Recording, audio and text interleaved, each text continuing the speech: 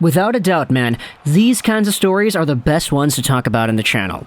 Let's talk today about Vladimir Tarasenko and how the ultimate bet that the St. Louis Blues put not only onto him, but onto themselves as well has been paying off tremendously so far in the young NHL season.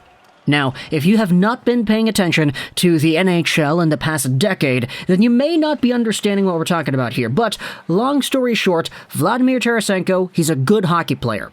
At his best, he was a 70.35 plus goal guy, and he was really good for the mid-2010s, up until he had himself an unfortunate injury, which sidelined him after 10 games in the 2019-20 season. He was a point per game once his season was ended. He stayed off the entire time, and then he returned to the Blues in the bubble, participating in 4 games, and he had 0 points in the process. And in fact, he didn't really look all too good in general against the Vancouver Canucks in that series. Give it a year, though, and Tarasenko has himself even more time off that he needs to spend. There is an entire controversy going around with the St. Louis Blues and their medical staff.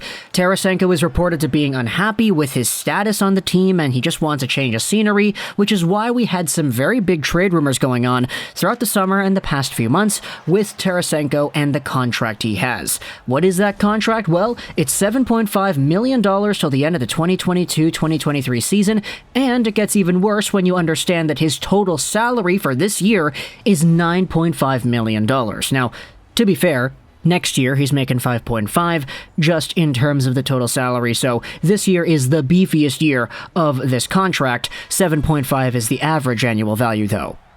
And we had ourselves these trade rumors that really did spark up a whole bunch of conversation as to where Tarasenko was going to go, firstly, and secondly, how well was Tarasenko actually going to be able to perform? He had spent so much time off during the past few years that it would be a real question mark to decide, okay, how good is Tarasenko going to be? He played 76 games back in 2018-19, and sure, he was great in those seasons, but that was 2 years ago. Is it really fair to say that the guy that was playing hockey back then, the point-per-game player before he got sidelined with the injury in 2019, is that still here? Who really knows? We know that at his best he is fantastic, and that's kind of the biggest thing that I wanted to hammer out in all of the videos we made talking about Tarasenko in this offseason, that yes, he is an expensive hockey player, and he is uncertain, but if he is still that same guy in 2019, where he was a point per game in the young NHL season, where he was all this in the Stanley Cup playoffs when he won the cup and all that, 7.5 is not bad for a player like that in this day and age if you can guarantee that type of profile. But the problem was you couldn't guarantee it. And so, heading into this offseason, we had ourselves a whole bunch of rumors with Carolina, with the New York Islanders, with the New York Rangers, with the New Jersey Devils, and all these teams were reportedly being in on the conversation with the St. Louis Blues. Okay, what would it take? What do you guys want for Tarasenko? What is the price for this guy? And ultimately, no trade got done because he stayed out with the St. Louis Blues.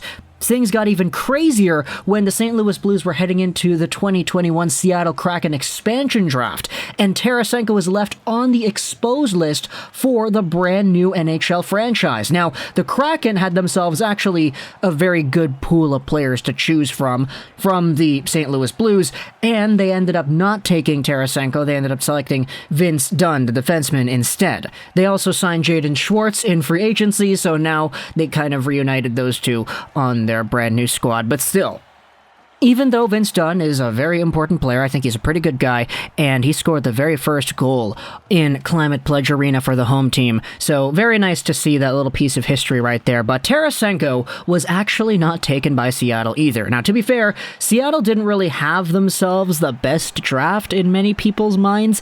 There were a lot of names like Voracek, like Tarasenko, etc., that were seen as picks that could have been slam dunks, but they just did not take those players. They took depth guys and Vince Dunn instead.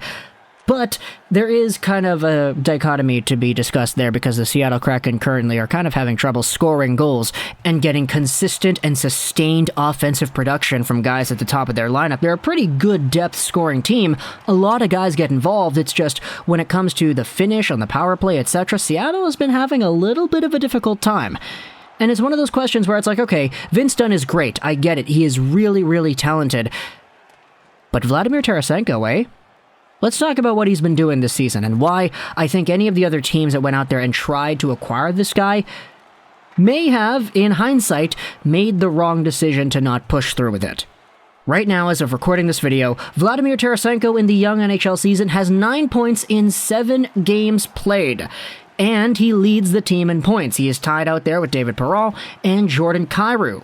Now, we know the St. Louis Blues have had their own protocol problems. Ryan O'Reilly is out. You had yourselves Brandon Saad, who is also missing time as well. So, best wishes to all those guys. Hopefully, their recoveries are fine and dandy. But when it comes to the Blues that are indeed on the squad, this second line of Barbashev, Tarasenko, and Robert Thomas has actually been really gosh darn great. And it started out on home ice against the LA Kings, where Vladimir Tarasenko really started to showcase that everything you wanted out of this guy was still kinda there. I think the first goal in the second LA game on October 25th, it kind of pretty much encapsulates everything that we have been loving out of Tarasenko so far. It's a very long pass from Robert Thomas off the boards. Tarasenko takes it at the offensive blue line, dangles the defender, dangles Jonathan Quick, goes right through and scores the goal. And he sellies, the crowd goes wild. You take a look at Tarasenko in his game log. He is on a 6-game point streak. He went pointless in his first game of the season against the Colorado Avalanche, but ever since then, assists and goals have been piling up like crazy. He has actually been going out there doing the thing, and he's only doing it in like 15 minutes of ice time too, which is pretty impressive to say the least. And so I know it's only been a very small sample size and things can change, but the Blues have been a very legitimately good NHL club. And now you take a look at where everything stands. This is an article published by Rory Boyland on Sportsnet on October 29th, talking about Tarasenko and the idea of him still wanting a trade. Let's read this paragraph here together. Left unprotected to Seattle in the expansion draft, you had had to take a side on whether or not Tarasenko would have been a good pickup for the Kraken. In one way, you can see a 29-year-old with immense goal-scoring ability and impact upside. Over a 5-year period from 2014 to 2019, his scoring totals were among the top in the league. Okay, we don't really need to read that. The article goes over his shoulder surgeries and all that stuff, but still, guess what? They asked the question, is Tarasenko still asking for a trade? Yes, to my knowledge, talking to people close to the situation for the past several months, and even as recent as yesterday, Vladimir Tarasenko still requests a trade from the Blues, Jeremy Rutherford, the Athletic's St. Louis reporter, told Jeff Merrick earlier this week. He realizes that may not happen soon. It may not happen this year. It could even happen next offseason, or maybe Doug Armstrong never finds the right deal for Vlad, and he plays out the last 2 years of his contract. But the desire for Tarasenko remains the same. The article then brings up that it's kind of crowded on that right side with David Perreault and Pavel Buchnevich also there too, so it's been a little bit tough to get the ice time, as we noted, 15, 16-ish minutes as an average on the year. That's certainly not too high, you know? He is playing up to that contract right now, and it would be tantalizing to acquire his skill and potential at a relative discount. However, it's a lot to take on $7.5 million a cap in season these days. And this would come with added risk when you consider Tarasenko's recent surgeries and their potential long-term impact. If this play sticks, though, and he continues being this good, he could be adding fuel to trade rumors all season. It would be a lot easier to say, okay, now that he's scoring points, now that he's proven that he's still on top of his game, now that he's dangling defenders, dangling goalies, and still sniping it up high, now, Carolina, New York, New Jersey, do you still want to get this guy? The Blues are in a position where they just kind of made this bet, where they didn't trade away Tarasenko, they did not let him go to any other team for the price that they were not comfortable with. They made the bet in exposing him to Seattle. They lost out on Vince Dunn, but they still kept Vlad. And now you look at him and it's like, yeah, this guy is a very good player for us still. Even if he wants out.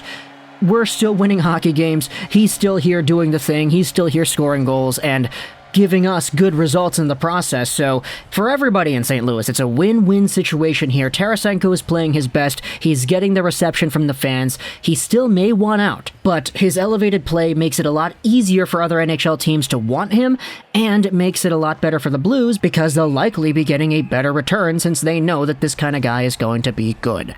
Of course, though, that's only if he continues playing at the level he's been at for the first 7 games this season. I get it, it's a long year, but come on. This guy's missed so much time, and now he's finally here, and now he's back, and he's being the best he can be.